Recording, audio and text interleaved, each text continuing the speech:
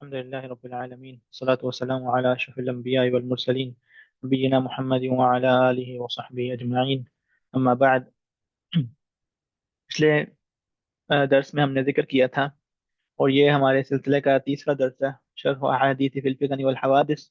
پچھلے درس میں ہم نے ذکر کیا تھا کہ عبداللہ بن سلام رضی اللہ عنہ نے جو باغی تھے ان کو بتایا تھا کہ قتل نہ کرنا عثمان رضی اللہ عنہ کا، کیونکہ اگر تم نے قتل کر دیا تو اللہ کی وہ تلوار جو کہ ابھی نیام میں ہے، یہ نیام سے نکل آئے گی، اور ایک بار یہ نیام نکل آئی، ایک بار یہ تلوار نکل آئی تو قیامت کے دن تک یہ واپس نہیں جائے گی۔ مطلب ایک دفعہ اگر یہ خون بہایا تو فتنوں کا ایک ایسا سیلاب آ جائے گا، اتنی قتل و غارت ہوگی، اتنے ہلاک و بربادی ہوگی کہ قیامت تک جو ہے وہ یہ طوفان کبھی تھم نہیں سکے گا۔ اور حقیقتاً ایسے ہی ہوا کہ عثمان رضی اللہ عنہ کا قتل جو ہے، اس کے بعد فتن اور حوادث نے جو ہے وہ شدت پکڑی، اور اس کے بعد مسلمانوں میں تفرقہ ہوا، مسلمانوں کا خون بہا، مسلمان مسلمان سے لڑے، اور اس میں امت کا شدید نقصان ہوا۔ تو یہ بغاوت کی کوشش تھی، یہ باغیوں کا گروہ تھا جن کو یہودی عبداللہ ابن سبا نے تیار کیا تھا، اور اس قافلے کو تیار کیا تھا، اور ان کو اس پہ مائل کیا تھا، اس بات پہ راغب کیا تھا کہ، اور ان کو اس بات پہ پروپیگنڈا کیا گیا کہ عثمان رضی اللہ عنہ جو ہیں وہ ناانصافی کر رہے ہیں، وہ اقربا پروری کر رہے ہیں، وہ اپنے رشتہ داروں کو ترجیح دے رہے ہیں، یا وہ کمزور ہیں، ان سے حکومت نہیں چلائی جاتی، وہ اب حکومت قابل نہیں رہے۔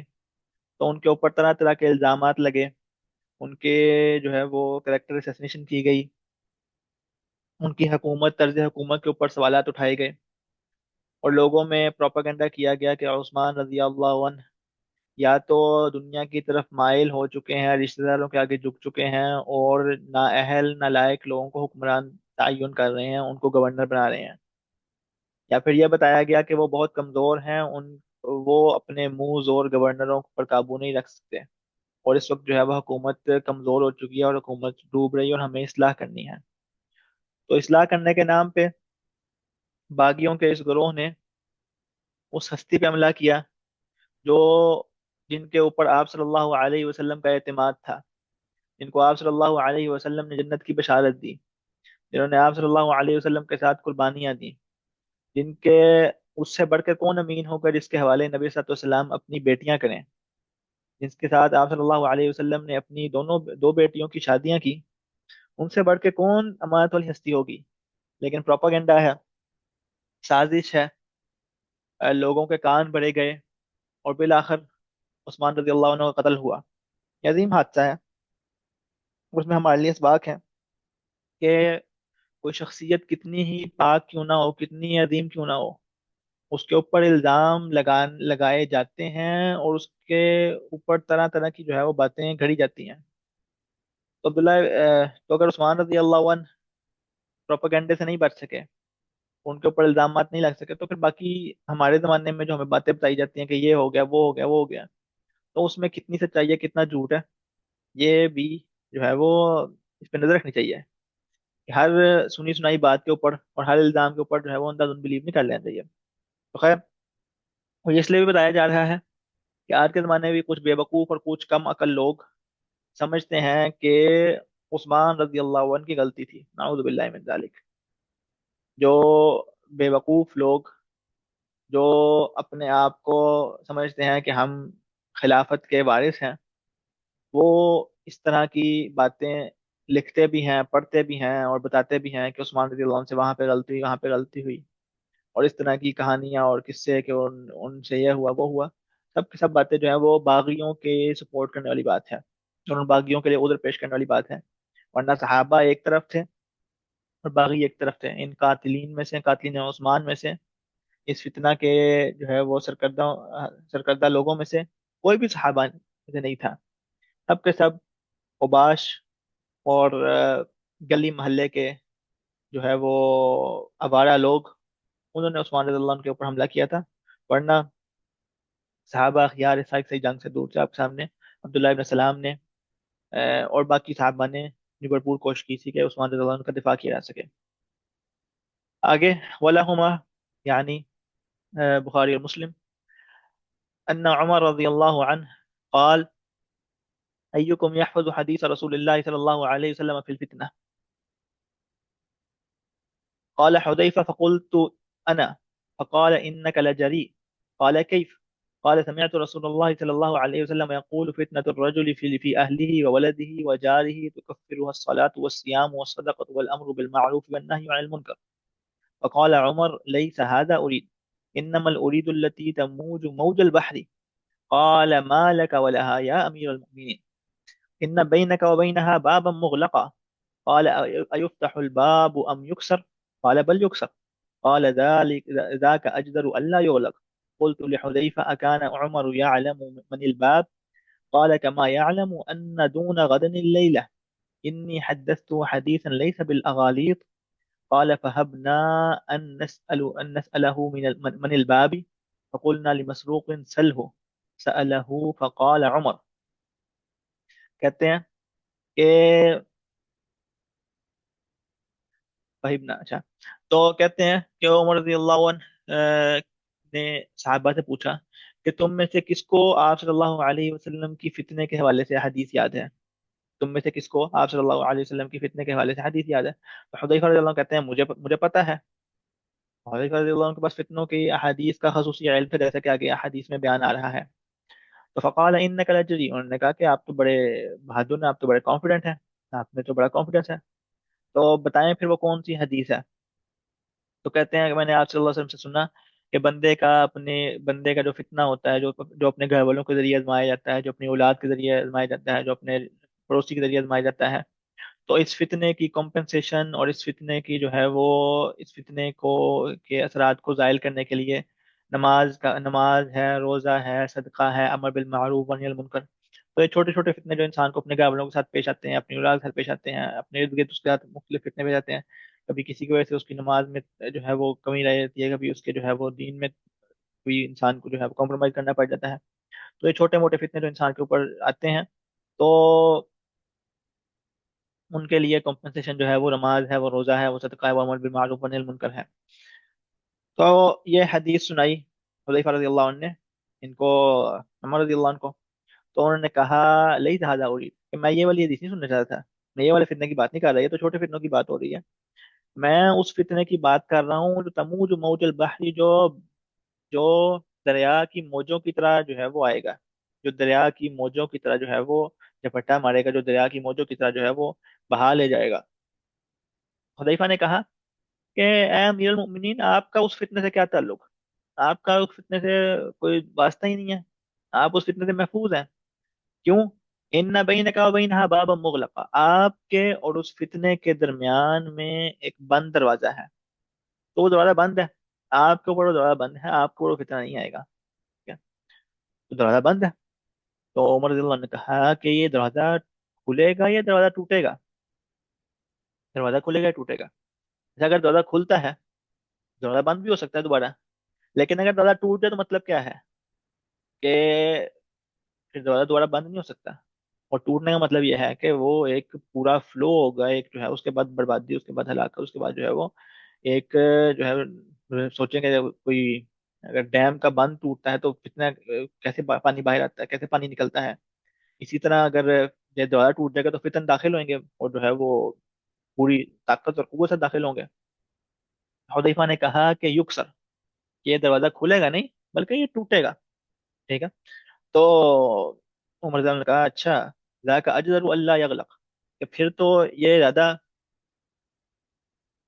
جو ہے وہ پھر تو یہ دورہ زیادہ اس بات کے لائق ہے, کبھی یہ بند نہیں ہوگا, یہ دورہ کبھی بند نہیں ہوگا. تو اب یہ بات تھی عمر رضی اللہ عنہ کے درمیان اور حذیفہ رضی اللہ عنہ کے درمیان میں, یہاں تک بات کمپلیٹ ہوگی.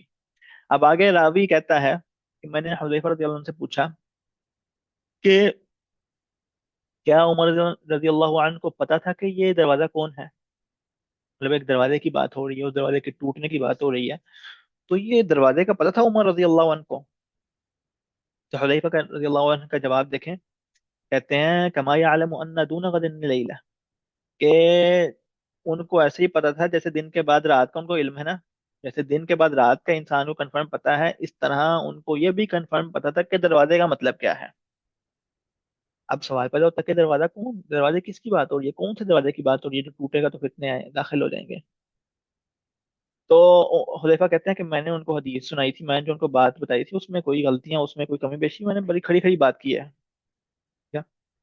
فہمنا ان نسألهم الباب، کہتے ہیں کہ پھر ہم نے جو ہے وہ، ہمیں حیا آئی، ہمیں ہیبت آئی کہ ہم ان سے ڈائریکٹلی پوچھ لیں کہ یہ باب کون ہے، یہ دروازہ کون ہے؟ تو ہم نے پھر مسروق سے کہا، مسروق تابعی جلیل، تو کہتے ہیں میں نے ان سے کہا، ہم نے ان سے کہا کہ آپ جو ہے حذیفہ سے پوچھیں۔ تو ان سے جب پوچھا گیا تو انہوں نے بتایا عمر، تو عمر رضی اللہ عنہ بذات خود وہ دروازہ تھے، عمر رضی اللہ عنہ بذات خود وہ دروازہ تھے۔ اور یہ حدیث بتاتی ہے کہ حذیفہ رضی اللہ عنہ کہہ رہے ہیں کہ عمر رضی اللہ عنہ کو پتہ تھا کہ وہ دروازہ وہ ہے، عمر رضی اللہ عنہ کو حذیفہ کی طریقے سے، کی بات کے انداز سے پتہ لگ گیا تھا کہ وہ دروازہ عمر ہے۔ تو آپ صلی اللہ علیہ وسلم نے جہاں پر فتنوں کا بتایا، تو ان فتنوں کے علم میں یہ بھی علم جو ہے وہ بتا دیا حذیفہ رضی اللہ عنہ کو کہ فتنوں کے آگے ایک دروازہ ہے اور وہ دروازہ عمر ہے۔ اور پھر جب عمر رضی اللہ عنہ نے پوچھا تو اشاروں کنایوں میں حذیفہ رضی اللہ عنہ نے بتا دیا کہ اے امیر المؤمنین وہ دروازہ آپ ہی ہیں۔ اور پھر یہی ہوا کہ وہ دروازہ ٹوٹا، دروازہ ٹوٹا کہ ابو لؤلؤ المجوسی لعنت اللہ علیہ، اس نے اس دروازے کو توڑا اور نماز کے دوران، فجر کی نماز کے دوران خنجر کا وار کر کے عمر رضی اللہ عنہ کو زخمی کیا، جس کے نتیجے میں وہ شہید ہو گئے۔ ٹھیک ہے، تو وہ دروازہ ٹوٹا، اور اس دروازے کے ٹوٹنے کے بعد فتن کا آغاز ہو گیا۔ تو ابو بکر رضی اللہ عنہ کے زمانے میں مسلمان ایک تھے، مسلمانوں کی قوت مجتمع تھی، مسلمانوں میں اختلاف تفرقہ نہیں تھا۔ عمر رضی اللہ عنہ کے زمانے میں مسلمانوں کی طاقت تھی، قوت تھی، شوکت تھی، مسلمان مجتمع تھے۔ پھر جب عمر رضی اللہ عنہ کی شہادت ہوئی تو وہ دروازہ ٹوٹ گیا۔ اس کے بعد تمام کے تمام مسلمان جو ہیں وہ عثمان رضی اللہ عنہ کے اوپر متفق ہو گئے، عثمان رضی اللہ عنہ کا دور بھی بڑا خیر والا رہا، لیکن دروازہ ٹوٹ چکا تھا اور فتنوں کے بیچ بوئے جا چکے تھے، باوجود کہ مسلمان متفق تھے لیکن فتنے کے بیچ بوئے جا چکے تھے۔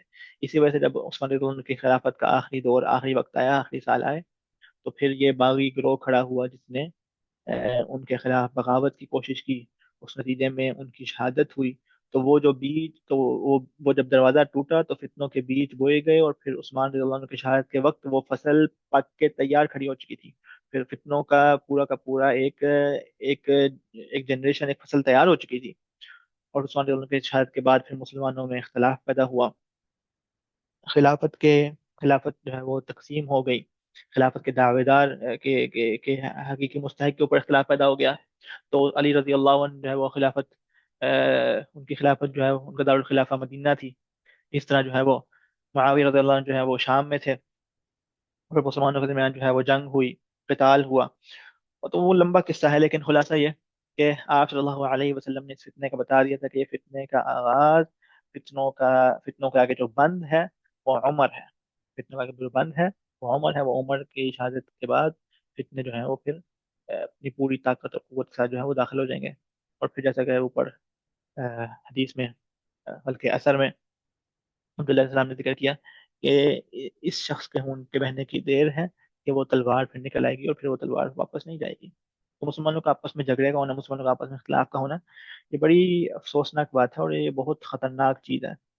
اس کے اوپر مزید کلام انشاءاللہ اگلی حدیث میں آ رہا ہے۔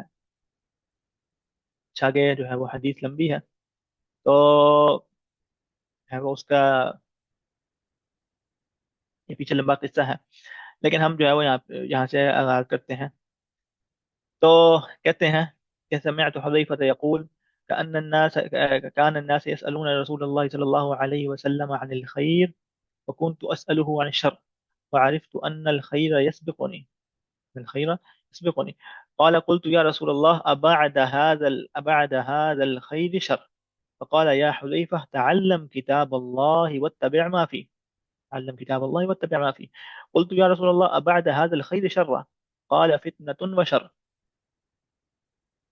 قال فتنة وشر. अच्छा। तो قلت يا رسول الله بعد هذا الشر خير؟ قال يا حذيفة تعلم كتاب الله واتبع ما فيه 3 مرات. قلت يا رسول الله أبعد هذا الشر خير؟ قال هدنة على دخن وجماعة على أقذاء أو فيهم. آه، أقذاء أو فيهم، ٹھیک ہے. تو فقلت يا رسول الله أبعد هذا الخير شر؟ قال يا حذيفة تعلم كتاب الله عز وجل واتبع ما فيه 3 مرات. قال قلت يا رسول الله هل بعد الخير شر؟ قال قال فتنة عمياء صمياء، آه عليها دعاة على أبواب النار، فإن مت يا حذيفة وأنت عاض على جذل خير لك من أن تتبع أحدا منهم. اچھا. تو اس حدیث میں ذکر ہے کہ وہ تابعی کہتے ہیں کہ ہم جو ہے وہ حذیفہ رضی اللہ عنہ کی جو ہے وہ ہم گئے حذیفہ رضی اللہ عنہ سے حدیث لینے کے لیے، ان سے حدیث سننے کے لیے. کہتے ہیں حلقے میں جب بیٹھے تھے تو میں نے حذیفہ رضی اللہ عنہ کو کہتے ہوئے سنا کہ کان الناس یسألون رسول اللہ صلی اللہ علیہ وسلم عن الخیر، کہ لوگ جو ہیں وہ آپ صلی اللہ علیہ وسلم سے خیر کے متعلق پوچھا کرتے تھے، اچھائی کے متعلق پوچھا کرتے تھے. وکنت اسأل عن الشر، اور میں شر کے متعلق پوچھا کرتا تھا. میں شر کے متعلق پوچھا کرتا تھا. مطلب یہ ہے کہ لوگ خیر کے متعلق پوچھتے تھے اور میں شر کے متعلق پوچھتا تھا. کیوں؟ مخافت ان یدرکنی، کہ وہ کہیں شر مجھے آ کے پکڑ نہ لے، کہیں شر کے ہاتھوں میں ہلاک نہ ہو جاؤں. تو جہاں پر خیر کو جاننا ضروری ہے وہاں پر شر کو بھی جاننا ضروری ہے. عرفت الشر لا للشر لكن لتوقيه من لا يعرف الشر من الناس يقع فيه، کہ جو کہ میں شر کو جاننا، شر کو میں نے سیکھا اس لیے نہیں کہ میں شر پھیلا سکوں، بلکہ اس لیے کہ میں اس سے بچ سکوں. کہ جو شخص شر کو جانتا نہیں وہ اس میں مبتلا ہو جاتا ہے. ٹھیک ہے. تو وہ پوچھا کرتے تھے، اور اس وجہ سے حذیفہ رضی اللہ عنہ کے پاس فتن کا علم تھا. وہ فتن میں کہہ لیں کہ اسپیشلسٹ تھے، ان کے پاس خاص علم تھا فتن کے حوالے سے، اور اگلی حدیث کو مزید بیان کریں گی.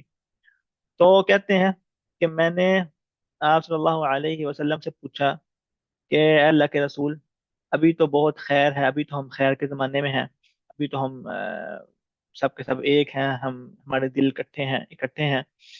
لیکن ابعد هذا الخیر شر، کیا اس خیر کے بعد شر آئے گی؟ کیا اس خیر کے بعد بربادی آئے گی، شر آئے گا؟ تو آپ صلی اللہ علیہ وسلم نے فرمایا کہ جو ہے وہ یا حذیفہ تعلم کتاب اللہ واتبع ما فی، اے حذیفہ اللہ کی کتاب کو سیکھو اور اس کی اتباع کرو. اللہ کی کتاب کو سیکھو اور اس کی پیروی کرو. تو وہ شر کا پوچھ رہے ہیں اور آپ صلی اللہ علیہ وسلم کہہ رہے ہیں کہ اللہ کی کتاب کو سیکھو اور اس کی پیروی کرو.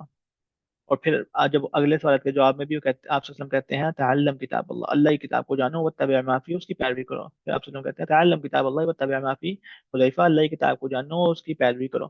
تو وہ فتن کے متعلق پوچھ رہے ہیں اور آپ صلی اللہ علیہ وسلم بار بار کہتے ہیں کہ اللہ کی کتاب کو جانو اور اس کی پیروی کرو، اس لیے کہ فتن میں سے بچنے کا سب سے آسان اور سب سے مضبوط طریقہ وہ اللہ کی کتاب کو سیکھنا اور جاننا ہے.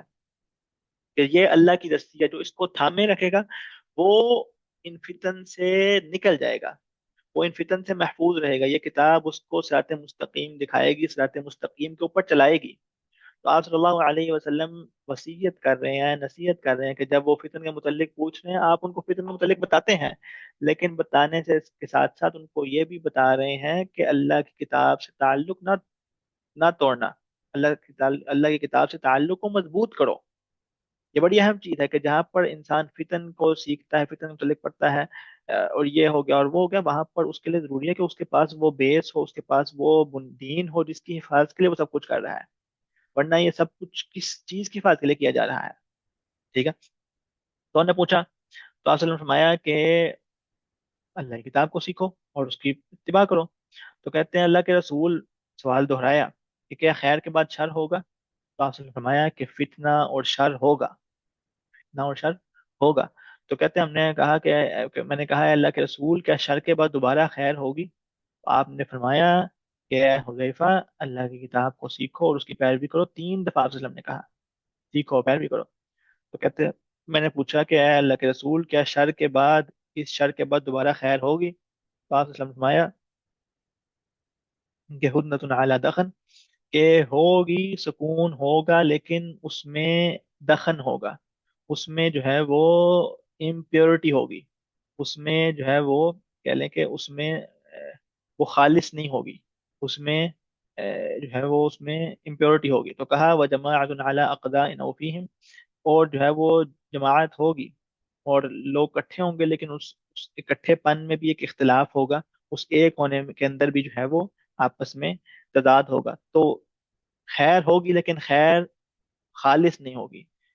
مسلمان ایک ہوں گے لیکن وہ ایک مکمل طور پہ دل ظاہر و باطن سے نہیں ہوں گے، بلکہ اندر اندر جو ہے وہ اختلافات موجود ہوں گے. تو پھر مطلب یہ ہے کہ خیر کے بعد شر اور شر کے بعد خیر آئے گی، لیکن خیر پہلی جیسی قوت کے ساتھ نہیں آئے گی. تو کہتے ہیں کہ پھر پوچھا گیا کہ آپ اللہ کے رسول، کیا خیر اس خیر کے بعد دوبارہ شر آئے گی؟ تو آپ نے پھر دوبارہ فرمایا کہ حذیفہ اللہ کی کتاب کو سیکھو اور اس کی پیروی کرو. تو پھر کہا، سوال دہرایا کہ اللہ کے رسول کیا خیر کے بعد دوبارہ شر آئے گی؟ تو آپ نے فرمایا فتنۃ عامہ، فتنۃ عمیہ ثم، کہ ایسا فتنہ آئے گا جو ہے وہ گونگا گونگا ہوگا، اور جو ہے وہ گونگا نہیں ہوگا، مطلب یہ کہ بہرا اور اندھا ہوگا. جو بہرا اور اندھا ہوگا، تو اندھا اور بہرا فتنہ ہوگا، مطلب یہ ہے کہ وہ ایک کلوزڈ باکس ہوگا. مطلب یہ ہے کہ وہ جو ہے وہ ایک بلیک باکس کی طرح ہوگا، کہ اس کے اندر جو ہے وہ اس کو تبدیل کرنا، اس کو ٹالنا ممکن نہیں ہوگا. وہ ایسا ہوگا جو لوگوں کی آنکھوں کو چندیا دے گا، لوگوں کی آنکھیں لوگ دیکھنے کے قابل نہیں دیں گے، اور لوگوں کے جو ہے وہ لوگ سننے کے قابل نہیں دیں گے. تو لوگوں کو وہ مکمل طور پہ اپنے اثر میں لے لے گا، اور لوگ اس فتنے کے سے باہر نہیں نکل پائیں گے. ٹھیک ہے. اور پھر اس کی زبان بھی ہوئے گی، اس فتنے کی زبان بھی ہوگی، اس فتنے کی طرف بلانے والے بھی ہوں گے. علیہ دعا علی ابواب النار، اور وہاں اس کی طرف دعات ہوں گے، بلانے والے ہوں گے جو پکاریں گے، جو اس کی طرف بلائیں گے. وہ جہنم کے دروازوں پر کھڑے لوگ ہوں گے جو بلائیں گے کہ آؤ، وہ فتنے کی طرف بلائیں گے. تو ایک تو فتنہ ایسا جو آپ کی آنکھیں اور آپ کے کان آپ سے لے لے، اور پھر وہ ایسا فتنہ کہ اس کی طرف بلانے والے بڑے بڑے خطیب اور بڑے بڑے اچھی زبانوں والے اور بڑے بڑے جو ہے وہ بلیغ لوگ ہوں گے، جو اپنے کلام سے، جو اپنی زور زور بیانی سے شر کی طرف بلائیں گے. تو آپ نے فرمایا فَإِن مِتَّ يَا حُذَيْفَةُ وَأَنْتَ عَاضٌ عَلَى جِذْلٍ خَيْرٌ لَكَ مِنْ أَنْ تَتَّبِعَ أَحَدًا مِنْهُمْ. کہ اے حذیفہ، اگر تمہیں موت اس حال میں آئے کہ تم جو ہے وہ درخت کی جڑوں کو تم نے دانتوں سے چبایا ہو، تم نے درخت کو جو ہے وہ دانتوں کی جڑوں سے پکڑا ہو، تو خیر لک من ان تتبع احد منهم، تو یہ خیر ہے، یہ بہتر ہے کہ تم ان میں سے کسی کی پیروی کرو. تو اے حذیفہ، یہ بہتر ہے کہ تم درخت کے ساتھ، درخت کے پاس رہو، درخت سے جڑے رہو، مطلب یہ کہ لوگوں سے دور چل جاؤ، لوگوں سے ڈسکنیکٹ ہو جاؤ. ان جماعتوں کو، ان دعات کو، اس فتنے کے دور میں جب لوگ اپنے دعات کی، اپنے جو ہے وہ امیروں کی باتیں سن رہے ہیں، تم سب کو چھوڑ کے تنہا ہو جاؤ. خیر لک من اتبع احد منہم، کہ تم اس حال میں مرو، تم اگر درخت تمہیں کھانا پڑ رہا ہے، درخت کو تم نے پکڑا ہوا ہے، وہ بہتر ہے، درخت کی ٹہنی کو تم کھا رہی ہو، یہ بہتر ہے اس سے کہ تم اس وقت ان کے ساتھ رہو اور ان میں سے کسی کی پیروی کرو. جب فتنہ پھیلتا ہے تو عام عوام الناس جو فتنے کا مقابلہ نہیں کر سکتی، جس کے پاس علم نہیں، جس کے پاس اتنی استطاعت نہیں، اور وہ اس کو پتا ہے کہ وہ ان ایموشنل گیمز میں آ جائے گا اور لوگ اس کو جو ہے وہ بیوقوف بنا لیں گے، اس کے لیے آسان ترین طریقہ یہ ہے کہ وہ فتنوں کو چھوڑ چھاڑ کے دور چلا جائے، اور وہ فتنوں سے اپنے آپ کو دور کر لے. اور وہ یہ مت کہے کہ میں ان میں شامل نہیں، لیکن میں صرف دیکھ رہا ہوں، میں سن رہا ہوں. کہ جو فتنوں کی طرف دیکھے گا وہ ان میں مبتلا ہو جائے گا. ویسے بہت سے لوگ ہوتے ہیں کہتے ہیں ہم جو ہے وہ ہم سب کو پڑھتے ہیں اور ہم سب کو سنتے ہیں اور پھر ہم جج کرتے ہیں. آپ کے پاس یہ جج کرنے والی صلاحیت کب سے آئی ہے؟ آپ کو جج بنایا کس نے ہے؟ ٹھیک ہے. ہمارے فزکس کے یا ہماری انجینئرنگ کے اگر جو ہے وہ ٹاپ پروفیسر کے درمیان اختلاف ہو جائے، تو بیچ میں ہم آپ کو کہیں گے کہ آپ جو ہے وہ ان کے جرنلز پڑھیں اور آپ ان کی لیکچرز، آپ ان کی جو ہے وہ ریسرچ پیپر پڑھیں اور آپ ڈیسائیڈ کریں کون سچ کہہ رہا ہے کون باطل کہہ رہا ہے؟ آپ کو کس نے اختیار دیا؟ آپ کے پاس نہ عقل ہے، نہ فقہ ہے، نہ دین ہے. آپ کو کس نے اختیار دیا ہے کہ آپ جج کرنے بیٹھیں؟ آپ کے پاس اگر دین نام کی چیز، اگر آپ اپنے عقیدے کو ٹھیک مانتے ہیں، تو پھر اس سب باطل کو چھوڑ، اس باطل کی طرف دیکھنا، باطل کو پڑھنا، یہ آپ کے اوپر حرام ہے. باطل کو پڑھنا یہ صرف علماء کا کام ہے کہ وہ صرف رد کی حد تک اس کے رد کرنے کے لیے اس کو پڑھیں اور دیکھیں، بس دیٹس انف. اس کے علاوہ یہ کہ آپ ان میں ان کو سنیں، اور پھر یہ دعات علی ابواب النار، یہ جو دعات ہیں جو جہنم کی عقیدہ بلائیں گے آپ، میں اس کو بھی سنتا ہوں، میں اس کو بھی سنتا ہوں، پھر کیا ہوئے گا؟ ان سب کو چھوڑ دیں، ان میں سے کسی کی بات نہ سنیں۔ ایک جاننے والے کہتے ہیں میں جو ہے وہ میں نے تمام فرقوں کی تفسیر پڑھ لی، اب میں شیعہ کی تفسیر پڑھ رہا ہوں، اللہ المستعان، کہ میں اب شیعہ کی تفسیر پڑھوں گا۔ اور ایک کہنے والے کہتے ہیں کہ میں 5 نمازیں ہیں تو میں پانچوں نمازیں جو ہے وہ مختلف مسجدوں میں جا کے پڑھتا ہوں، مختلف مسالے کی مسجد میں جا کے پڑھتا ہوں، کہ ایک تو اللہ کے یہاں قبول ہو جائے گی، وہ ایک بھی نہیں ہوگی، وہ ایک بھی نہیں ہوگی۔ تو اس لیے یہ دعات علی ابواب حذیفہ جیسے فتنوں کا علم رکھنے والے صحابی کو آپ صلی اللہ علیہ وسلم کہہ رہے ہیں کہ درخت کھا لینا، درخت جو ہے وہ لوگوں سے دور چل جانا، ان میں سے کسی کی پیروی نہ کرنا، تو میں اور آپ کون ہیں جو کہیں کہ ہم دیکھ رہے ہیں یا ہم سن رہے ہیں، یا سننے میں تو کوئی حرج نہیں ہے جی؟ ٹھیک ہے، تو اچھا، یہ بھی اگلی حدیث بھی پچھلی حدیث کی طرح ہے، کہ حذیفہ رضی اللہ عنہ کہتے ہیں، بخاری مسلم میں حدیث ہے کہ کان الناس یسألون رسول اللہ صلی اللہ علیہ وسلم عن الخير وكنت اسأله عن الشر مخافة ان يدركني، کہ لوگ جو ہے وہ آپ صلی اللہ علیہ وسلم سے خیر کے متعلق پوچھتے تھے اور میں شر کے متعلق پوچھا کرتا تھا، مخافة ان يدركني، کہ کہیں شر مجھے پکڑ نہ لے، شر مجھے لے نہ جائے، شر مجھے بہا کے نہ لے جائے۔ فقلت يا رسول الله إنا كنا في جاهلية وشر فجاءنا الله بهذا الخير فهل بعد الخير شر، اللہ کے رسول، ہم جاہلیت میں تھے، ہم شر میں تھے، ہم تباہی میں تھے، ہم بربادی میں تھے، ہم لوگ غارت کیا کرتے تھے، ہمارے ہاں طوائف الملوکی تھی، ہم جو ہے وہ ہر قبیلے کا اپنا سردار تھا، اور ہم لوگ اپنے اپنے علاقے میں بادشاہ تھے، قتل و غارت ہوتی تھی، جنگیں ہوتی تھی، خانہ جنگیاں تھیں، اب یہ خیر آ گئی، اب کوئی خون نہیں بہتا، تو کیا اس خیر کے بعد بھی شر ہوگی؟ تو قال نعم، کہ ہاں ہوگی۔ تو قال هل بعد هذا الشر من خیر، کیا شر کے بعد دوبارہ خیر ہوگی؟ آپ سے نے فرمایا نعم وفیہ دخن، لیکن ہاں خیر ہوگی لیکن اس میں دخن ہوگا۔ قلت وما دخن، کہ اللہ کے رسول یہ دخن کا مطلب کیا ہے، یہ خیر میں دخن کا مطلب کیا ہے؟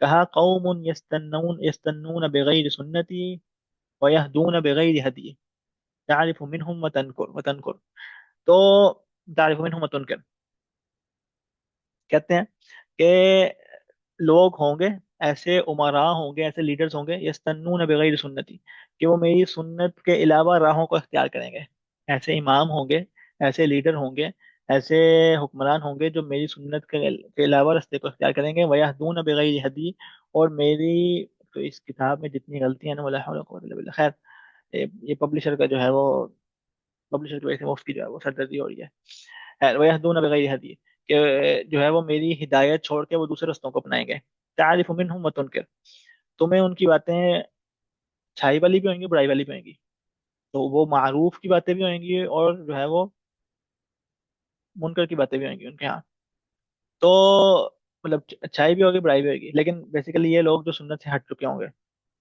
تو کہا حل بعد ذلك الخیر من الشر، کہ کیا اس خیر کے بعد بھی شر ہوگی؟ تو کہا نعم فتنۃ نعم عمیا، ٹھیک ہے، اور یہ مطلب یہ کہ اندھا فتنہ ہوگا، اندھا فتنہ ہوگا، دعات علی ابواب جہنم، اور جو ہے وہ جہنم کے دروازے کے اوپر کھڑے لوگ پکار لگا رہے ہوں گے، اس کی طرف بلانے والے ہوں گے، من اجابہم الیہا قذفوہ فیہا، اور جو ان کی پکار سنے گا وہ اس کو پکڑ کے، ان کو پکڑ کے اندر ڈال دیں گے، ان کو پکڑ کے اندر جہنم میں پھینک دیں گے۔ تو خیر تھی، خیر مطلب یہ کہ صحابہ کے زمانے میں، یا جو ہے وہ خلفائے راشدین کے زمانے میں بالکل خلاف اعلی منہاج النبوہ، آپ صلی اللہ علیہ وسلم کے طریقے کے مطابق خلافت قائم تھی۔ اس کے بعد شر ہوا، شر کا مطلب یہ ہے کہ صحابہ کے درمیان خانہ جنگی ہوئی، قتل و غارت ہوئی، اور دو گروہ بنے، شام میں اور عراق میں دو گروہ بنے اور قتال ہوا، جو کہ افسوسناک واقعہ ہے، لیکن دونوں طرف نے اجتہاد کیا، اور دونوں کی غلطیاں جو ہیں وہ اللہ تعالیٰ کے ہاں معاف ہیں، اور اللہ تعالیٰ ان سب سے راضی ہے۔ اور پھر خیر آئی، پھر خیر واپس آئی، خیر کیسے واپس آئی؟ کہتے ہیں کہ ہے وہ خیر سے واپس آئی کہ معاویہ رضی اللہ عنہ کے زمانے میں مسلمان دوبارہ سے ایک ہو گئے، حسن رضی اللہ عنہ نے بیعت کی، معاویہ رضی اللہ عنہ کی، اور مسلمان دوبارہ سے ایک ہو گئے، ٹھیک ہے، لیکن اس کے بعد جو زمانہ آیا اس میں دخن تھا، دخن کا مطلب یہ کہ وہ خلافت اعلی منہاج النبوہ جو ہے وہ باقی نہیں رہ سکی، بلکہ اس میں جو ہے وہ خامیاں پائی گئیں، اس میں کمیاں آئیں، اور وقت کے ساتھ ساتھ جو ہے وہ چیزیں خرابی کی طرف ہی جاتی ہیں. تو اگر وہ خلافت اللہ منہاج النبوہ نہ بھی باقی رہی، لیکن پھر بھی خیر تھی، مسلمان جمع تھے، مسلمان اکٹھے تھے. ہاں خرابیاں جو ہیں وہ تھوڑی بہت آ گئیں، لیکن آ، یہ ہوا. اس کے بعد کیا وقت فرمایا کہ جب شر ایسا ہوگا کہ فتنۃ عمیاء ثم، ایسا فتنہ ہوگا اندھا فتنہ، دعات علی ابواب جہنم، اور لوگ پکاریں گے جہنم کی طرف. ٹھیک ہے. اور جو کوئی بھی ان کی بات مانے گا وہ ان کو پکڑ کے اس آگ میں ڈال دیں گے. تو حذیفہ کہتے ہیں کہ میں نے آپ سے کہا کہ اللہ کے رسول بتائیں وہ کیسے لوگ ہوں گے، یہ کیسے لوگ ہوں گے؟ تو کہا قوم من جلدنا، کہ یہ ہمارے جیسے ہی ہوں گے، ہماری ہماری قوم، ہمارے اپنے ہی ہوں گے یہ. وہ تکلمون بألسنتنا، اور ہماری ہی زبان سے کلام کرتے ہوں گے. تو ہم جیسے انسان ہوں گے، ہماری زبانیں بولتے ہوں گے، لیکن یہ لوگوں کو جہنم کی طرف بلائیں گے. تو حذیفہ کہتے ہیں کہ میں نے آپ سے پوچھا کہ اے اللہ کے رسول، ما تأمرنی ان ادرکت ذلک، اگر یہ سب کچھ میں نے پا لیا، یہ زمانہ میں نے دیکھ لیا، تو میں کیا کروں؟ تو آپ نے فرمایا تلزم جماعت المسلمین و امامہم، کہ تم مسلمانوں کی جماعت کو مضبوطی سے پکڑ کے رکھنا، ان کے امام کو پکڑ کے رکھنا.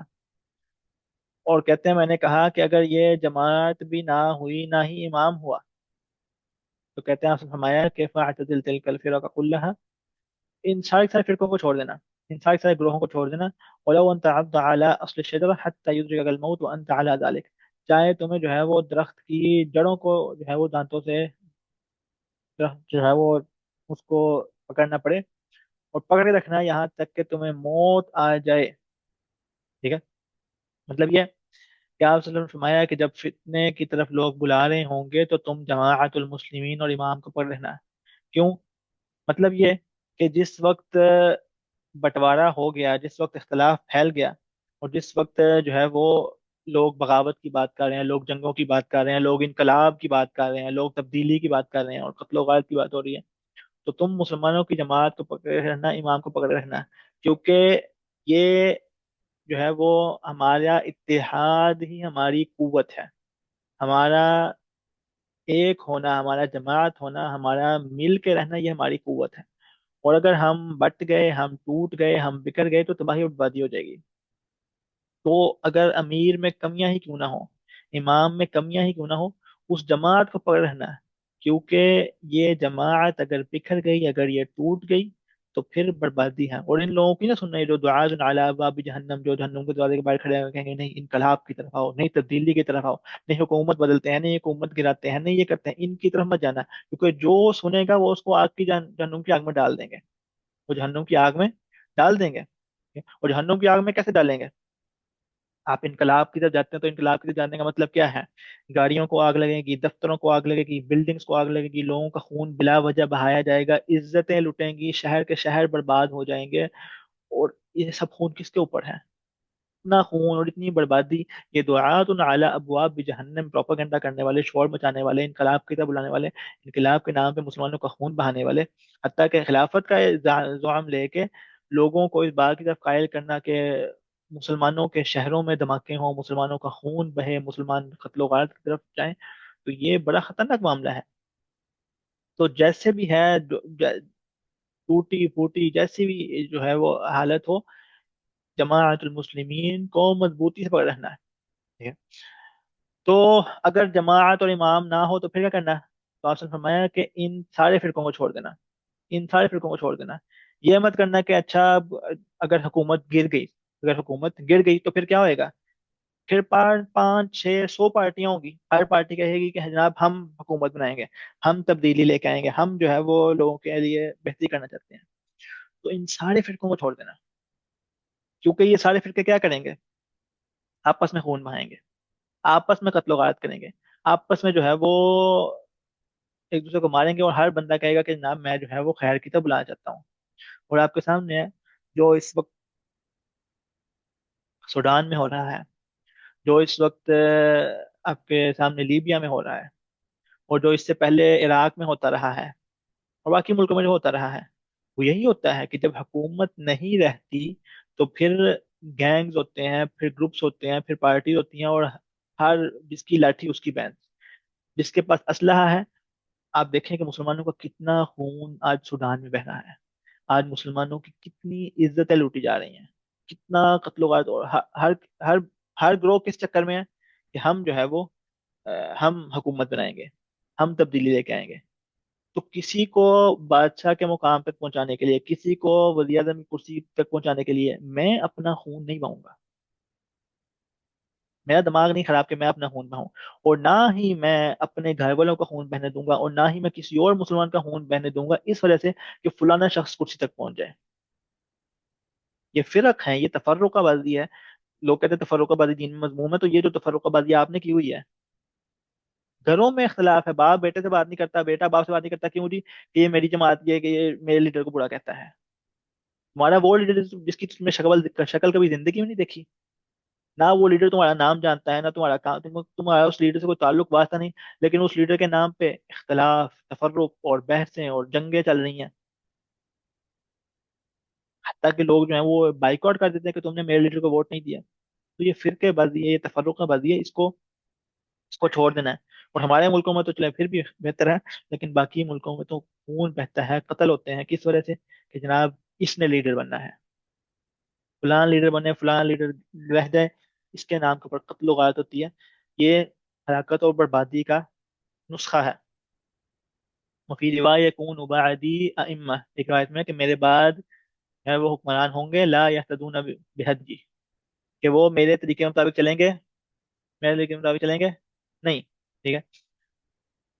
اور کیسے لوگ ہوں گے وہ ہوں گے ولا یستنون بسنتی، اور وہ میرے ہی سنت مطابق چلیں گے نہیں، وسیقوم فیہم رجال، اور ان میں ایسے لوگ ہوں گے جو، ان میں ایسے حکمران ہوں گے، اچھا بے ہداج بھی ٹھیک ہے، بے حدی بھی ٹھیک ہے، لیکن چلے بے ہداج، تو ویسے فیہم رجال قلوبہم قلوب الشیطان فی جسمان انس، کہ ان میں ایسے حکمران بھی ہوں گے جن کے دل شیطان کی طرح ہوں گے، لیکن ان کا جسم انسانوں کی طرح ہوگا۔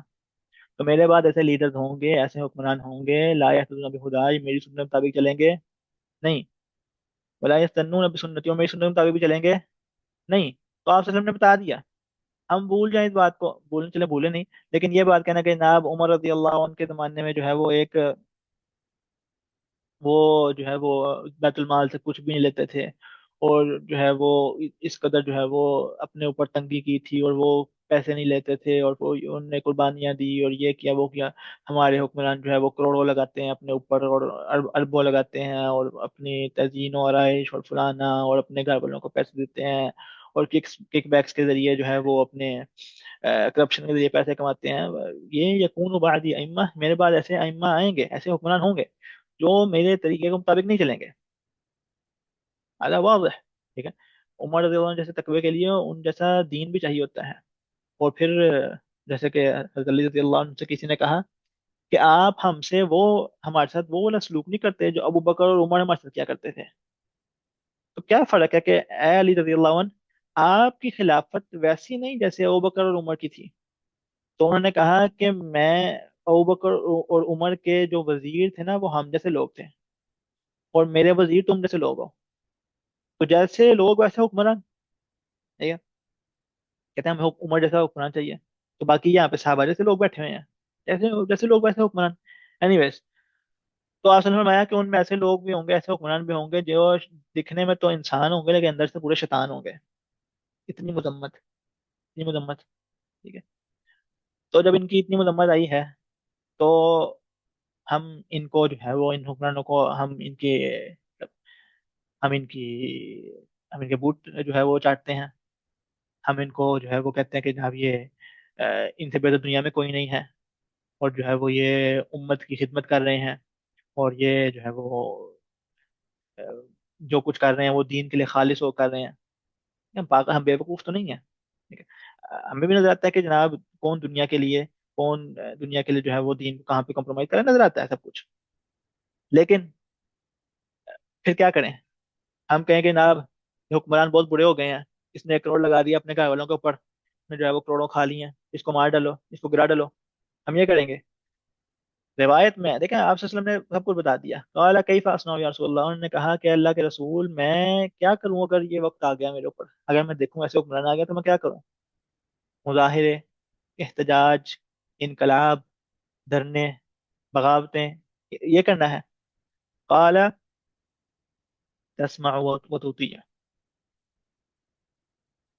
سمع وطاعة، سمع وطاعة، کہ نظام ضروری ہے، نظام کا چلنا ضروری ہے، نظام کا بکھر جانا، نظام کا ٹوٹ جانا یہ بڑی خطرے والی بات ہے، تو ان کی اطاعت کرنی ہے جب تک وہ خیر کی بات کہہ رہے ہیں۔ جو خیر کی بات کہتے ہیں وہ ہم کرتے ہیں، جو شر کی بات کرتے ہیں وہ ہم نہیں مانتے، لیکن ہم ان کی خیر کی بات مانتے ہیں۔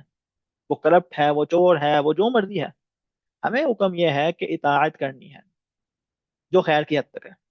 خیر کی حد تک بات کی ہم تو اطاعت کرتے ہیں، جو شر کی بات ہے اس کو ہم برا جانتے ہیں، دل سے برا جانتے ہیں، ٹھیک ہے، دین تو نہیں بدلتے ہم،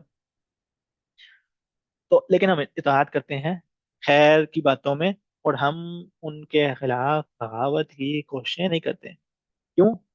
وَإِن ضُرِبَ ظَهْرُكَ وَأُخِذَ مَالُكَ فَاسْمَعْ وَأَطِعْ، آپ نے فرمایا کہ اگر تمہیں جو ہے وہ، تمہیں کوڑے کیوں نہ مار دیے جائیں، تمہاری پیٹھ پہ کوڑے کیوں نہ مار دیے جائیں، اور تمہارے مال کو یہ حکمران لے ہی کیوں نہ جائیں، پھر بھی کیا کرنا ہے؟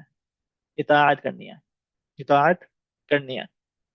مطلب یہ کہ بات میرے گھر تک اگر آ گئی، حکمران جو ہے وہ ظلم کرتے کرتے، پہلے تو وہ مسلمانوں کا پیسہ کھا رہا تھا، پہلے تو جو ہے وہ ملک کا پیسہ کھا رہا تھا، اس نے میرا پیسہ بھی آگے لوٹ کے لے جائے، ٹھیک ہے، میرے جسم پہ بھی جو کوڑے لگ جائیں، تو میں نے سمع و طاعہ کرنی ہے، اس لیے نہیں کہ وہ میرا خدا ہے، اس لیے کہ جو ہے وہ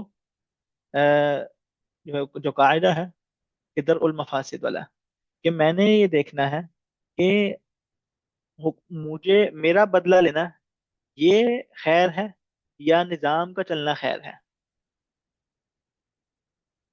کیونکہ اگر یہ ظالم حکمران چلا گیا تو اس کے بعد کیا ہوگا؟ انسان ہمیشہ سوچے کہ نتیجے کیا ہوئیں گے، نتیجے، آپ نتیجہ دیکھ کے قدم اٹھائیں، بغیر نتیجہ دیکھے غصے میں آ کے کہ جناب اس نے یہ بھی ظلم کر دیا، جناب اس نے اتنے بندے مار ڈالے، اس کے بعد سوچیں گے اگر اس کو ہم ہٹائیں گے تو اس میں کتنے بندے مریں گے، اور اگر یہ ہٹ گیا تو اس کے بعد کتنے بندے مریں گے، یہ بھی تو پہلے سوچ لیں۔ میں آپ کو بتا چکا ہوں پچھلی کلاس میں کہ معمر قذافی جو کہ کافر ہے، جب اس کو کفر کے اوپر جو علماء نے فتوی دیے ہیں، وہ اس کافر کو ہٹانے کے نتیجے، اور اس ظالم نے جتنے لوگوں کو قتل کیا تھا، اس کے بعد جو لیبیا کا حال ہوا ہے وہ معمر قذافی سے بدتر حال ہوا ہے۔ معمر قذافی نے وہ لیبیا کا حال نہیں کیا جو آج لیبیا کا ہو چکا ہے۔ تو ہٹانے سے پہلے سوچ لیں کہ ہٹانے کا انجام کیا ہوگا۔ ہمارے لوگ جذباتی ہیں، وہ کہتے ہیں کہ نہیں جی یہ برائی ہے، اس برائی کو ہٹانا ہے، یہ اچھائی ہے، یہ اچھائی نہیں، پہلے سوچ لو کہ اس کا نتیجہ کیا ہوگا۔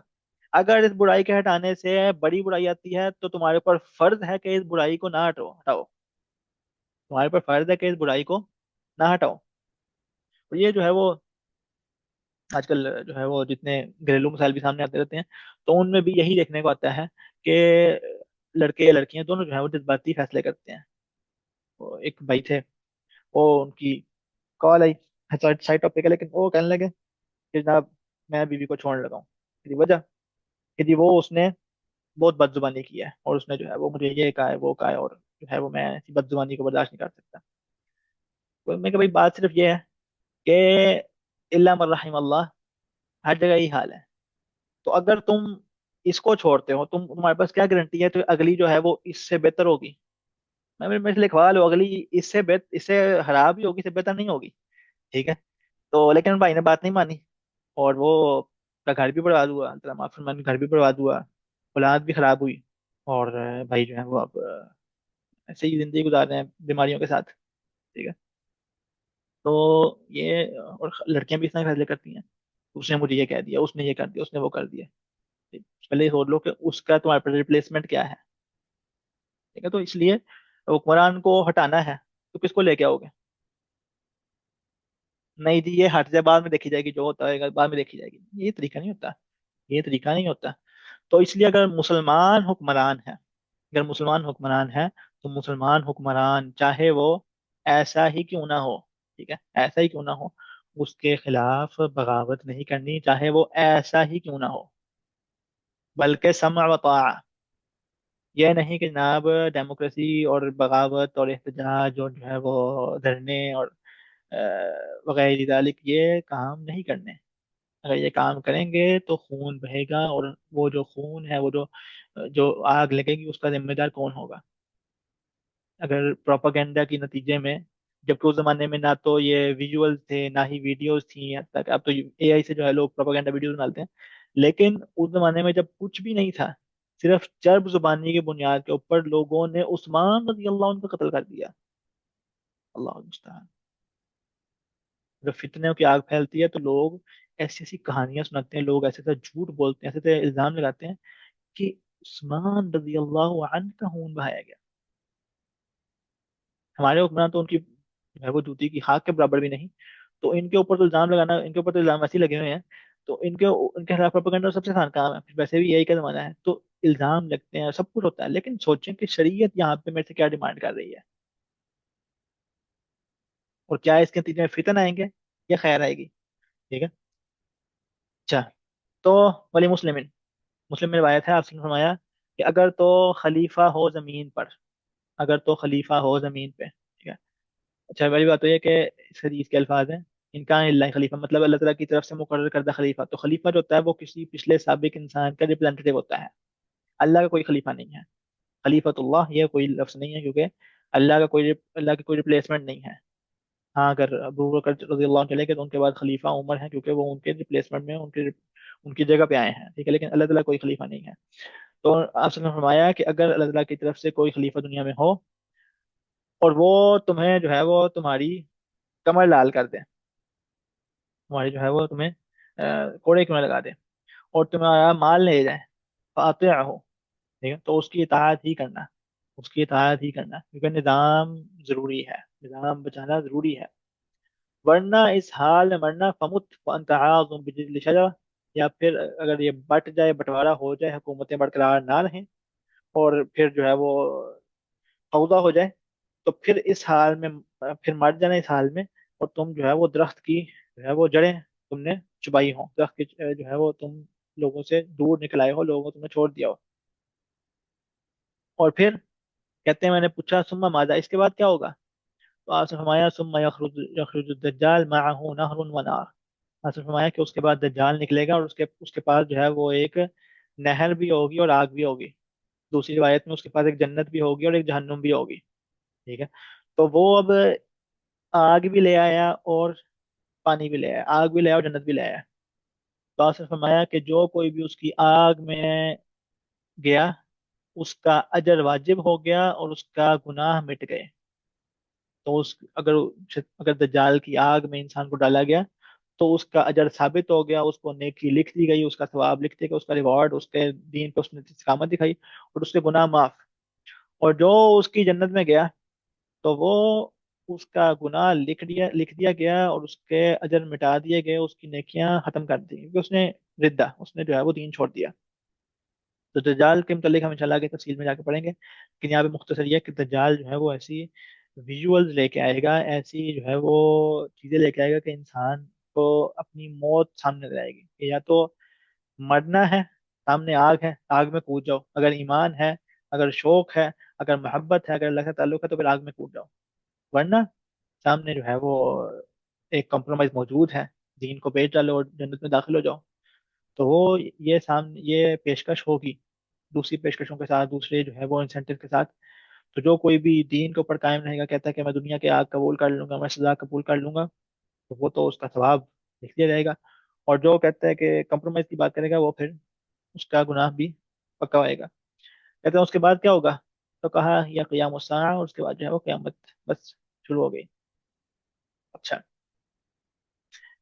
اب ہم جو ہے وہ آگے شروع کرنے لگے ہیں. آہ، من امارات الساعہ، باب امارات الساعہ، کہ یہ باب ہے اس حوالے سے کہ قیامت کی نشانیوں کے حوالے سے، قیامت کی نشانیوں کے حوالے سے. اور قیامت کی نشانیاں جو ہیں وہ دو طرح سے ہیں، جو ہے وہ سغرا اور کبرا. ایک چھوٹی نشانیاں ہیں اور ایک بڑی نشانیاں ہیں. چھوٹی نشانیاں بہت سی ہیں اور کبرا جو ہے وہ 10 ہیں. تو اس باب میں ہم جو ہے وہ دونوں کا ہی کسی حد تک جو ہے وہ مطالعہ کریں گے. تو تھوڑی سی جو ہے وہ کہنے کے انٹرسٹنگ ٹاپک شروع ہونے لگا ہے. ولمسلم عن انس رضی اللہ عنہ قال رسول اللہ صلی اللہ علیہ وسلم بعثت انا والساعة كهاتين، کہ میں اور قیامت ایسے بھیجے گئے ہیں جیسے یہ دو، وضم السبابة والوسطى، کہ آپ صلی اللہ علیہ وسلم نے جو ہے وہ اپنی شہادت کی انگلی اور اپنی درمیانی انگلیوں کو ساتھ ملا دیا.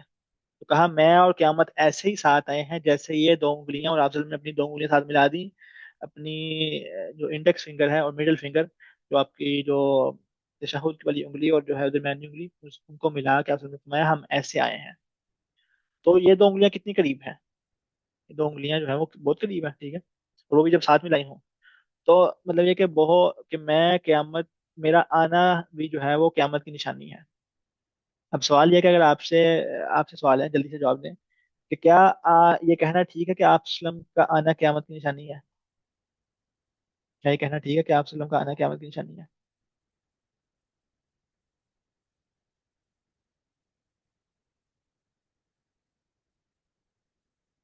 اچھا.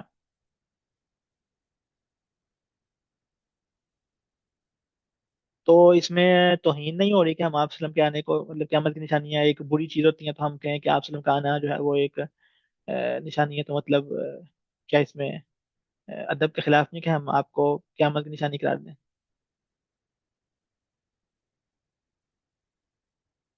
اب بتائیں.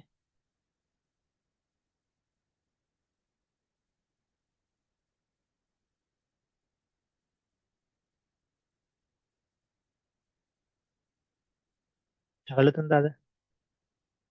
تو دین تو مکمل ہو گیا، لیکن بات یہ ہے کہ مطلب کیا کہنا درست ہے کہ غلط ہے؟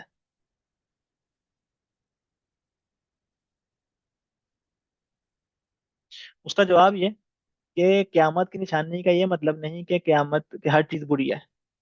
قیامت کی نشانی کا یہ مطلب تھوڑی کہ وہ چیز ہی بری ہے، ٹھیک ہے، یا ہر چیز جو ہے وہ، جو قیامت کی نشانی ہے وہ چیز ہی بری ہے.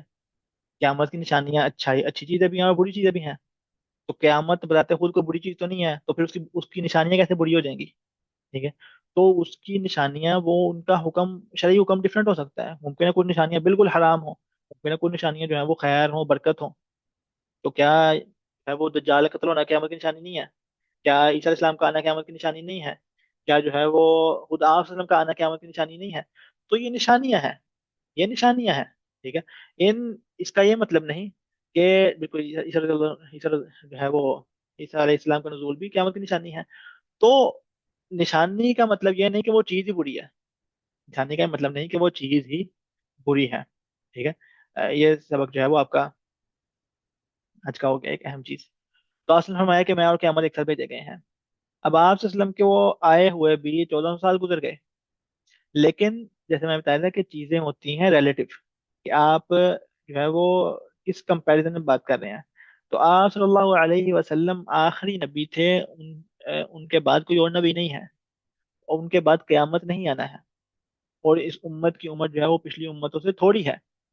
تو اب جب پچھلی امتوں کی مدت بہت طویل تھی، خاص طور پہ وہ بھی جب ایک ایک شخص کی عمر 1000 سال ہوا کرتی تھی، ٹھیک ہے. 1000 سال میں اس امت کے جو ہے وہ کئی نسلیں گزر جاتی ہیں، 10 10 15 نسلیں گزر جاتی ہیں، ٹھیک ہے. اس ایک شخص کی عمر جو ہے وہ 1000 سال ہوا کرتی تھی. تو ان امتوں کی عمر زیادہ تھی ان میں، اور جو ہے وہ قیامت میں بہت لمبا فاصلہ تھا. اب جب کہ آپ صلی اللہ علیہ وسلم آ گئے اور کسی اور نبی نے نہیں آنا، اور اس امت کی عمر بھی چھوٹی ہے، تو آپ اور قیامت ساتھ بھیجے گئے. مطلب ہمارا اقتربت الساعۃ وانشق القمر، کہ قیامت قریب آ گئی اور جو ہے وہ کمر جو ہے وہ اس کا انشقاق ہو گیا، کمر چاند جو ہے وہ ٹوٹ گیا. تو آپ وسلم کا آنا بھی جو ہے وہ قیامت کی نشانی ہے. تو قیامت کی جو سب سے پہلی نشانی ہے، جو سب سے پہلی نشانی ہے وہ آپ وسلم کا آنا ہے. قیامت کی جو سب سے پہلی نشانی ہے وہ آپ صلی اللہ علیہ وسلم کا آنا ہے، اور وہ نشانی نہیں مطلب پوری ہو گئی. اچھا، یہ حدیث پڑھتے ہیں اور پھر جو ہے وہ وقف کرتے ہیں.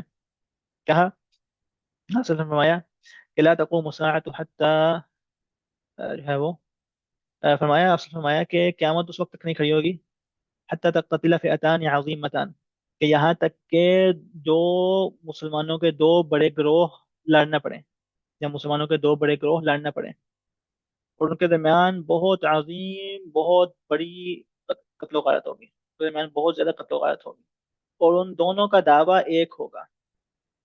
تو آپ نے فرمایا کہ قیامت اس وقت تک نہیں کھڑی ہوگی جب تک مسلمانوں کے دو گروہ آپس میں لڑ نہیں پڑیں گے، ان کے درمیان بہت زیادہ خون بہے گا، اور ان کا دعویٰ ایک ہوگا. اور یہاں سے مراد، اس سے مراد کیا ہے؟ واللہ تعالی عالم. لیکن علماء کہتے ہیں کہ ممکن ہے کہ اس سے مراد وہ جنگ ہو جو علی رضی اللہ عنہ और मुआविया रज़ी अल्लाह अन्हु के दरमियान में हुई थी, कि दोनों तरफ जो है वो आप वसल्लम के अल्फाज के मुताबिक कि मुसलमानों के दो गिरोह जो है वो आपस में लड़ेंगे, और जो है वो इनमें बहुत खून बहेगा। और दावा हुआ वाहिद, दोनों का दावा एक था, दोनों की सोच एक थी, लेकिन मुनाफिकीन ने और जो है वो शयातीन ने इस जंग को करवाया। अच्छा, तो ये एक जो है वो तअवील है। और क़यामत कब कब कब आएगी? वहत्ता युबअस दज्जालून कज़्ज़ाबून। और क़यामत तब आएगी जब दज्जालून कज़्ज़ाबून आएंगे। जब दज्जाल कहते हैं धोखेबाज को, रटिए को, जो दजल करता है, जो हक और बातिल को खल्त मल्त कर देता है। कज़्ज़ाबून झूठे फराडी आएंगे। करीब मिन सलासीन, 30 के करीब दज्जाल आएंगे। वो जो एक तो दज्जाल अकबर आएगा वो तो बाद में आएगा, लेकिन ये है कि उससे पहले जो है वो 30 दज्जाल आएंगे। कुल्लुहुम यज़अमु अन्नहु रसूलुल्लाह। हर एक का गुमान ये होगा कि वो अल्लाह का रसूल है। तो 30 के करीब लोग आएंगे जो क़यामत की निशानी में से कि वो कहेंगे कि हम अल्लाह के रसूल हैं। और ये उनमें से सबसे पहला जो है वो मुसैलिमा कज़्ज़ाब, सबसे पहला मुसैलिमा कज़्ज़ाब, और फिर सौद लंसी, और बाकी लोग, हत्ता कि मिर्जा कादियानी वही दालिया भी जो है वो दज्जालून कज़्ज़ाबून में से हैं। अच्छा, तो आप सल्लल्लाहु अलैहि वसल्लम कह रहे हैं कि 30 लोग होंगे, 30 के करीब होंगे जो नबूवत का दावा करेंगे। तो सवाल यह है कि क्या सिर्फ 30 लोगों ने नबूवत का दावा किया पिछले 14 सालों में? जल्दी बताएं।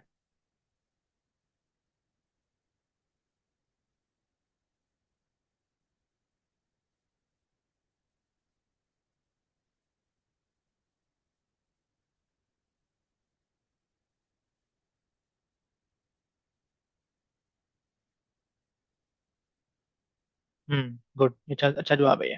अच्छा जवाब है ये कि दावा तो बहुत ज्यादा लोगों ने किया है। हमारी अपनी जिंदगी में जितने लोगों का हम सुन चुके हैं वो तो 30 से ऊपर है, लेकिन मतलब जिनको अपनी जिंदगी में देख चुके हैं। लेकिन यहाँ पे मुराद वो 30 बड़े बड़े दावेदार होंगे, 30 बड़े धोखेबाज होंगे, दावा करने वाले ज्यादा होंगे, लेकिन उनमें से 30 के करीब ऐसे होंगे जो जिनके फॉलोअर्स ज्यादा होंगे, जिनकी दावत को शोहरत मिलेगी। कुछ तो ऐसे दावेदार भी हैं जो दावा करते हैं और उनके अपने क्या वाले भी उनकी बात नहीं सुनते, ठीक है। तो लेकिन यहाँ पर बात हो रही है उनकी, जिनकी बात सुनी जाएगी, जिनकी बात मानी जाएगी, तो वो 30 के करीब होंगे, ठीक है। और आप सल्लल्लाहु अलैहि वसल्लम फरमाया वहत्ता यक़बिज़ुल इल्म, और क़यामत तब तक नहीं आएगी जब तक इल्म नहीं उठा लिया जाएगा, जब तक इल्म नहीं उठा लिया जाएगा। तो क़यामत की निशानी है इल्म का उठाया जाना। इल्म का उठाया जाना ये बहुत बड़ा हादसा है, और बहुत बड़ी जो है वो बर्बादी है कि इल्म का चल जाना, ये नुकसान है बहुत बड़ा। तो इल्म उठा लिया जाएगा, और जल्जलों की कसरत हो जाएगी, जल्जलों की कसरत हो जाएगी, ठीक है। और हम देखते रहते हैं ना, उधर जल्जला आया, उधर जल्जला आया, उधर जल्जला आया। वो इंसानों की गुनाहों की वजह से जमीन जो है वो, जमीन में जल्जले आते हैं, तो इंसानों के गुनाहों की वजह से सैलाब आते हैं। और हम लोग जो है वो जाहिरी असबाब देख के कहते हैं ना इस वजह से जो है वो क्या आया, कहते हैं ना, ना वो जो प्लेट्स हैं वो प्लेट्स के टकराने की वजह से जनाब वो जल्जला आया। तो भाई पहले इतनी प्लेट्स क्यों टकराती थी, आपको ज्यादा टकरानी शुरू हो गई हैं? मतलब ये कि वो सबब है, उस सबब के जरिए जल्जला है, लेकिन क्यों ज्यादा आ रहे हैं? उनको प्लेट्स को हिलाने वाला कौन है? अल्लाह रब्बुल इज्जत है, ठीक है। और इस तरह जो है वो सैलाब, सैलाब क्यों आते हैं जनाब? सैलाब पहले तो नहीं इतने आते थे, अब क्यों इतने सैलाब आते हैं? इतनी की बर्बादी होती है जहाँ वो ग्लोबल वार्मिंग हो रही है, ठीक है। या डैम नहीं बने। बात कि आप जाहिर असबाब को ना देखें, आप देखेंगे पीछे गुनाह हैं, और उन गुनाहों की वजह से अल्लाह रब्बुल इज्जत का हुक्म है। अल्लाह रब्बुल इज्जत चाहते हैं तो ये होता है। ये नहीं कि आप सब कुछ जो है वो प्लेटों के और ग्लोबल वार्मिंग के नाम कर दें और खुद जो है वो अपने आप को बड़ी कर लें। वह तकारब उस जमान, और वक्त जो है वो मुख्तसर हो जाएगा, वक्त जो है वो छोटा हो जाएगा, वक्त कम हो जाएगा। वक्त कम हो गया, सामने है कि जो है वो वक्त कितनी तेजी से जाता है, कितनी तेजी से वक्त गुजर जाता है। और इंसान जो है वो, इंसान की प्रोडक्टिविटी कितनी कम हो गई है, इंसान कोई अच्छा काम कितना कम कर पाता है। पहले जमाने के जो उलमा थे उनकी जिंदगी में बरकत थी, जो नेक लोग थे उनकी जिंदगी में बरकत थी। ये भी काम किया, ये भी काम किया, ये भी इबादत भी की, जो है वो दावत भी की, दीन का इल्म भी लिया, दीन का इल्म दिया भी, जिहाद भी किया, अपने घर वालों का ख्याल भी रखा। घर वाले भी कोई एक नहीं होते थे, चार चार घर वाले होते थे, सब कुछ किया करते थे। लेकिन आज के जमाने में ये इंसान जो है वो एक अपने घर वालों की रोटी भी नहीं पूरी कर पा रहा होता, बाकी सारे काम तो एक तरफ है, उसे ये वाला काम भी नहीं हो रहा होता है। वक्त जो है वो तेज हो जाएगा, बरकत चली जाएगी। बरकत का ना होना ये एक अलग रीजन है कि बरकत क्यों खत्म हो रही है। लेकिन आज भी ऐसे लोग हैं जिनकी जिंदगी में बरकत, आज भी ऐसे लोगों की जिंदगी में बरकत है। तो जो बरकत के असबाब इख्तियार करता है उसकी जिंदगी में बरकत रहती है। लेकिन ज्यादातर लोगों की जिंदगी में देखें तो बरकत उठ चुकी हुई है, और वो फिर ऐसे लोगों को हैरानी से देखते हैं कि जिंदगी में ये सब कुछ कैसे कर पा रहा है। ये अकेला बंदा जो है वो काम कर रहा है जो एक इंस्टीट्यूट भी नहीं कर पा रहा, जो एक इदारा बल्कि एक उम्मत एक एक मुल्क भी नहीं कर पा रहा, अकेला बंदा, वन मैन आर्मी कैसे। तो उसकी जिंदगी में बरकत है। और बाकी लोग ज्यादातर उनकी जिंदगी में बरकत खैर नाम की चीज ही कोई नहीं, दिन रात ना दीन का फायदा ना आखिरत का फायदा। तो सरुल फितन, और क़यामत तब तक नहीं आएगी जब तक फितने जाहिर नहीं हो जाएंगे। फितने एक के बाद दूसरा फितना, दूसरे के बाद तीसरा, हर फितनों की एक बौछार, फितनों की बारिश। वो अक्सरुल हर्ज, और हर्ज की कसरत हो जाएगी, वहुवल कत्ल, मतलब कत्ल की कसरत होगी। खून और खून बहता रहेगा, मुसलसल खून, मुसलसल कत्ल और गारत। जहाँ देखो खून बह रहा है, जहाँ देखो जो है वो अ, मुसलमानों का खून बह रहा है। और यहाँ तक के माल की कसरत हो जाएगी और माल जो है वो फैल जाएगा। यहाँ तक के जो जक़ात देने वाला है वो परेशान होगा, वो सोचेगा मेरा सदका मेरा जक़ात कौन लेगा। ठीक है, मतलब कोई जक़ात लेने वाला कोई नहीं होगा, इतना माल फैल जाएगा। यहाँ तक कि वो जब जक़ात देने की कोशिश करेगा तो अगला कहेगा मुझे इस जक़ात की जरूरत नहीं है, मुझे इन पैसों की जरूरत ही नहीं है। पैसे की कसरत हो जाएगी, इल्म कम हो जाएगा और पैसे की कसरत हो जाएगी। ठीक है, और शायद माल की वजह से इल्म की कमी होगी, लोग दुनिया में मशगूल हो जाएंगे, नोटों में मशगूल हो जाएंगे, तो बिजनेस में मशगूल मशगूल हो जाएंगे, तो फिर इल्म की कमी हो जाएगी। और हत्ता यतावुन फिल बुनियान, और लोग जो है वो बिल्डिंग्स की लंबाई में लंबी बिल्डिंग खड़ी करने के अंदर मुकाबला शुरू करेंगे। जनाब 70 फ्लोर, फिर 100 फ्लोर, फिर 150 फ्लोर, और फिर जनाब फलाना बुर्ज और फलाना ये। तो लोग जो है वो बड़ी बड़ी बिल्डिंग के ऊपर जो है वो कहीं पे वर्ल्ड, क्या नाम था, वर्ल्ड ट्रेड सेंटर खड़ा होगा, कहीं पे बुर्ज खलीफा खड़ा होगा। तो लोग बिल्डिंगों के ऊपर मुकाबले करेंगे। और यहाँ तक के बंदा कब्र के पास से गुजरेगा तो वो कहेगा काश मैं इस मुर्दे की जगह मैं होता। इतनी आजमाइशें होंगी, इतने फितने होंगे। बंदा दीन की वजह से नहीं कहेगा कि वो कह रहा मेरा दीन काश बच जाता। वो आजमाइशों, कत्लो गारत और खून और बर्बादी देख के कहेगा काश हम मर चुका होता। ये नहीं कि कोई दीनदार शख्स है, कोई तकवे वाला शख्स है, वो कहेगा कि नहीं काश हम फितनों से महफूज हो चुका होता। ये वो शख्स है जो दुनिया में आजमाइशों से तंग आके, हालांकि कोई भी मरना नहीं चाहता है, लेकिन इतना तबाही और बर्बादी का आलम होगा कि बंदा कहेगा कि काश मैं मर चुका होता। और क़यामत तब तक नहीं आएगी जब तक सूरज मगरिब से नहीं निकल आएगा। सूरज का मगरिब से निकलना है क़यामत की बड़ी निशानियों में से है। ठीक है, 10 बड़ी निशानियों में से एक है कि सूरज मगरिब से निकलेगा। और जिस वक्त सूरज मगरिब से निकल आएगा तो लोग देख लेंगे, और जब लोग देखेंगे तो सारे सारे लोग ईमान ले आएंगे। लेकिन अब गैब पे ईमान लाने का वक्त गुजर चुका, अब सामने नजर आ गया है। तो उस वक्त लोगों का ईमान उनके काम आएगा नहीं। तो जिसने पहले ईमान लेकर आया उसका तो ईमान काम है, कामिल है, उसका ईमान को तो नुकसान नहीं पहुंचा।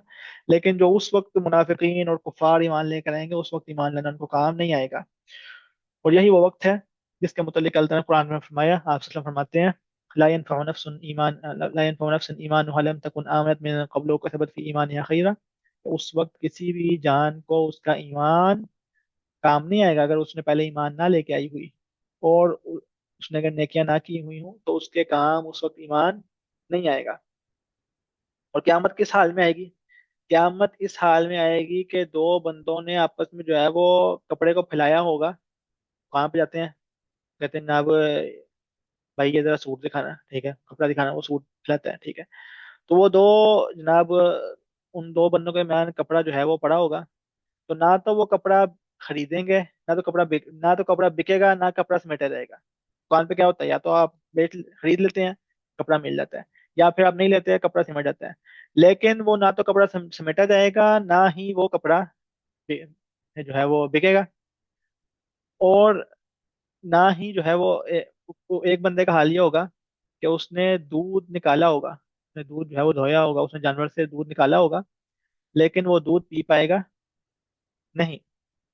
और एक बंदे ने जो है वो हाउस बनाया होगा, जानवरों को पानी पिलाने के लिए उसने हाउस बनाया होगा, लेकिन वो पानी पिला सकेगा नहीं। और एक बंदे ने जो है वो अपने मुंह की तरफ नवाला उठाया होगा, लेकिन वो खा पाएगा नहीं। मतलब ये कि कयामत इतनी ایک دم آئے گی کہ انسان کے نوالے میں اور اس کے منہ میں کتنا فاصلہ ہے؟ کچھ بھی نہیں. ٹھیک ہے. لیکن وہ ایک دم وہ جو ہے وہ نفخ فی الصور، وہ نفخ ہوگا کہ لوگ جو ہے وہ صاعق من فی السماوات والارض، لوگ گر پڑیں گے، لوگ پھر جو ہے وہ خوف سے بھاگ اٹھیں گے، بلکہ زمین آسمان خوف سے کانپ اٹھے گا. تو وہ ایک ایسی گھبراہٹ کی گھڑی ہوگی، وہ ایک ایسی جو ہے وہ موت کی گھڑی ہوگی کہ کپڑا پھیلا ہوا ہے لیکن کپڑا سمیٹنے والا اور بیچنے والا وہ اس سے غافل ہو جائیں گے. انسان نے دودھ نکالا ہوگا وہ دودھ بھول جائے گا، پانی پلانا ہوگا پانی کو بھول جائے گا، کھانا منہ میں ڈالنا ہے کھانے کو. سب کچھ جو ہے وہ ایک دم جو ہے وہ ہوگا. لوگ اپنی زندگی اپنی دنیا مشغول ہوں گے. دیکھیں لوگ اپنی دنیا مشغول ہوں گے، لوگوں کو دور دور تک اندازہ نہیں ہوگا کہ قیامت آنے والی ہے. حتیٰ کہ حدیث میں ہے کہ ایک شخص جو ہے وہ اپنا جو ہے وہ پودا لگا رہا ہوگا. وہ پودا لگا رہا ہوگا. تو پودا لگانے کا مطلب کیا ہے کہ وہ اس میں ہوگا کہ اگلے سال 6 مہینے بعد پودا ہوگا. لوگوں کو دور دور تک قیامت کا اندازہ نہیں ہوگا، لیکن قیامت ایک دم سے آئے گی. جو ہے وہ کہ لوگ اپنی دنیا میں مشغول ہوں گے اور اچانک قیامت آئے گی. اور پھر جو ہے وہ لوگوں کی قیامت جو ہے وہ لوگوں پہ قیامت کا دن جو ہے وہ شروع ہو جائے گا. اللہ المستعان، وصلی اللہ وسلم علی نبینا محمد سبحانک اللہم وبحمدک اشہد ان لا الہ الا انت استغفرک واتوب الیک. جی آپ کے سوالات.